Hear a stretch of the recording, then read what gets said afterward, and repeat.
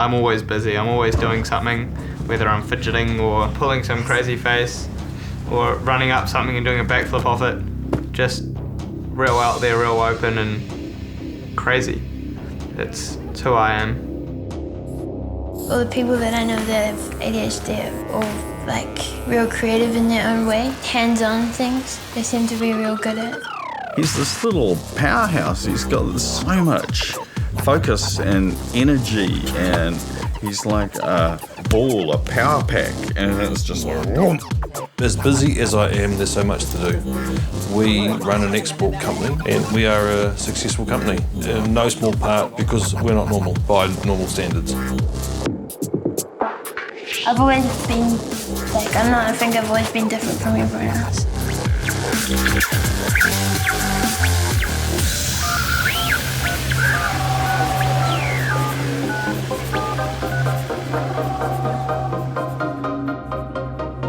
When people say ADHD, I reckon people always think it's like a real bad thing, but I don't reckon it's that a bad thing.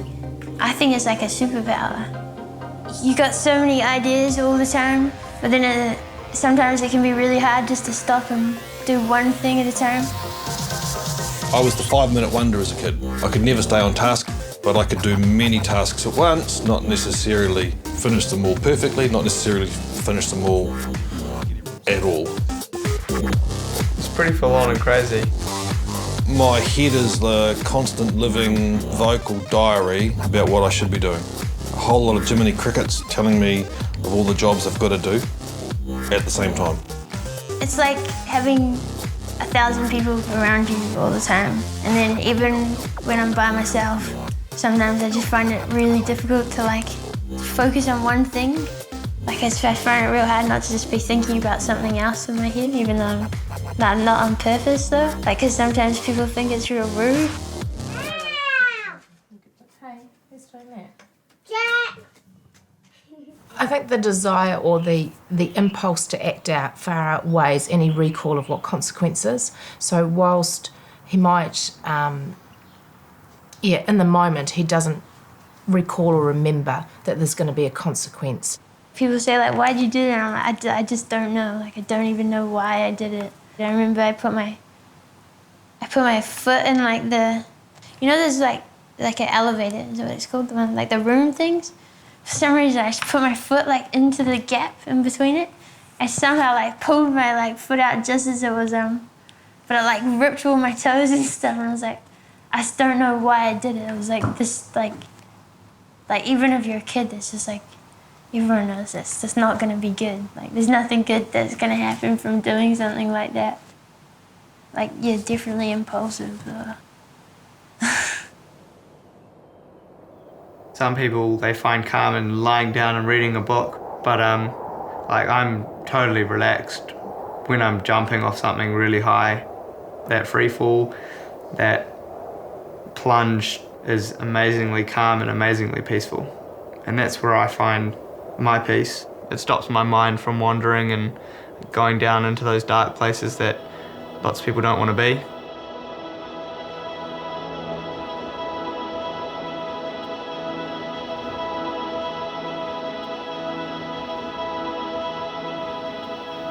Jack is more highly sensitive, and certainly in moments of issues at home, he'll take it personally. You hate me, you don't love me, you don't like me. When I was a kid, I used to have a lot of tantrums. Just from being frustrated though. Once I get angry, I find it really hard to calm down, or I get real shaky and stuff.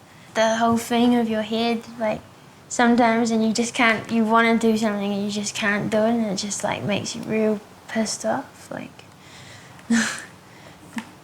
don't know how else to deal with it, I think. There's good days and bad days. And some of those good days are really great, and some of those bad days are really dark.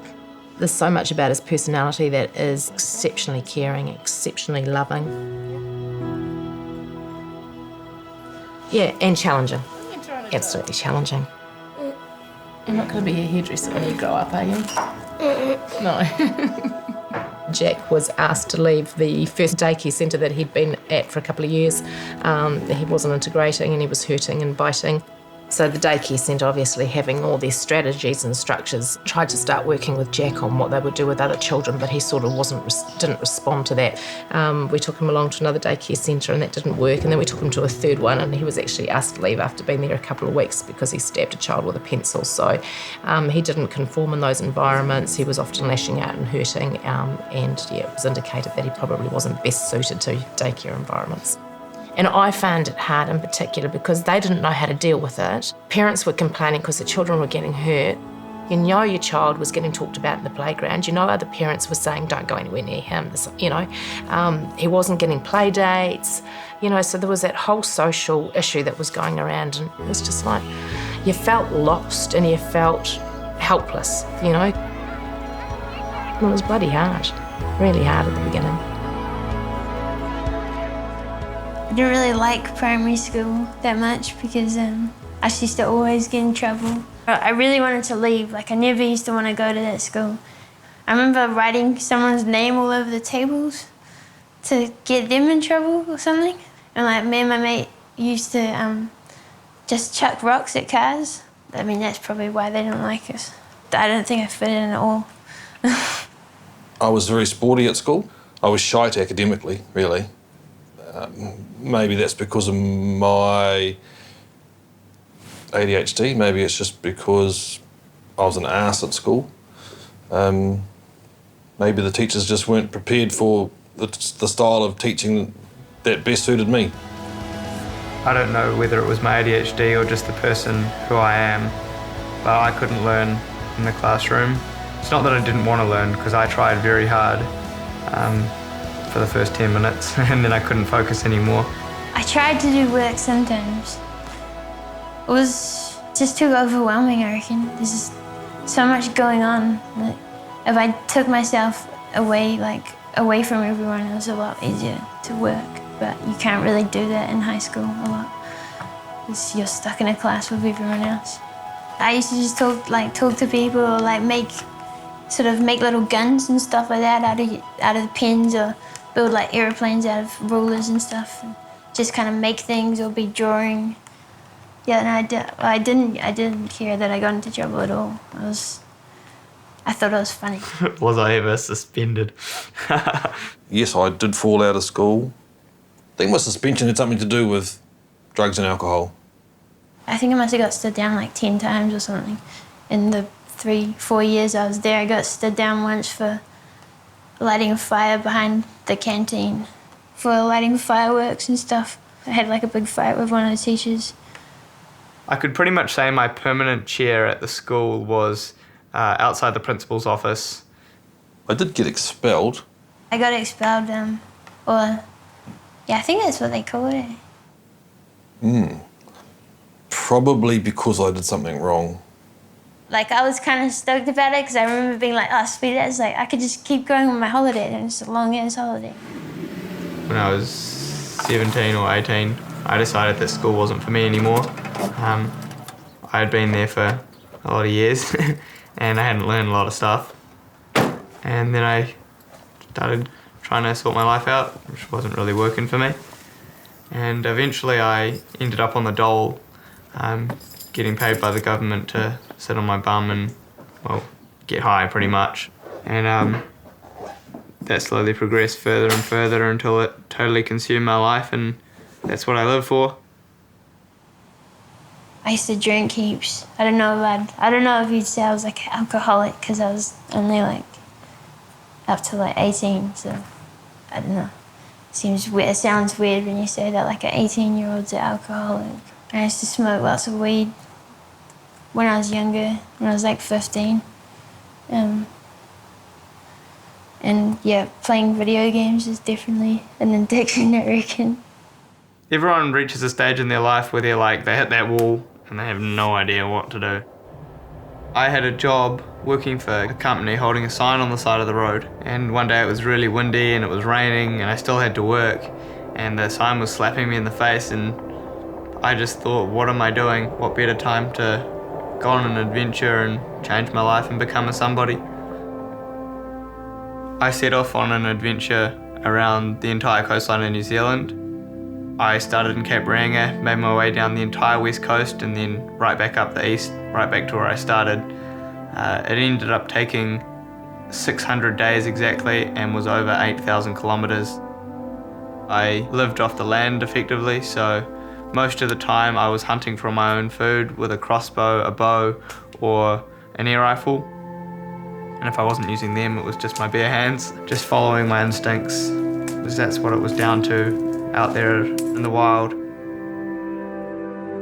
Hey, our personality type, you can be addicted to drugs or you can be addicted to swimming, you can be addicted to sport, you can be addicted to anything. But if you recognise the type of person you are, it's not that hard to be addicted to something good rather than something shite.